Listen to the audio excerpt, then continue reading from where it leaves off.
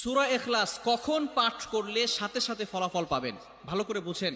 সূরা ইখলাস হচ্ছে পবিত্র কোরআনুল কারীমের ভিতরে ছোট সূরাদের ভিতরে অন্যতম একটি সূরা। তবে ফজিলতের দিক থেকে সূরা ইখলাস হচ্ছে গুরুত্বপূর্ণ ফজিলত, এবং এই সূরাটা এমন একটা সময় আল্লাহ পাক রব্বুল আলামিন নাজিল করে দিয়েছেন যখন আল্লাহ রাসূল সাল্লাল্লাহু আলাইহি ওয়াসাল্লাম দ্বীনের প্রচার করতে লাগলেন। এমন সময় আল্লাহ পাক রব্বুল আলামিন এক আল্লাহর দাওয়াত দিতে লাগলেন। তখন কাফেররা আল্লাহ রাসূল সাল্লাল্লাহু আলাইহি সাল্লামকে কোশ্চেন করলো যে মুহাম্মদ, তুমি তো এক আল্লাহর দাওয়াত দাও, আমরা তো কোটি কোটি দেবতার পূজা করি, তারা আমাদের সমস্যার সমাধান করতে পারে না।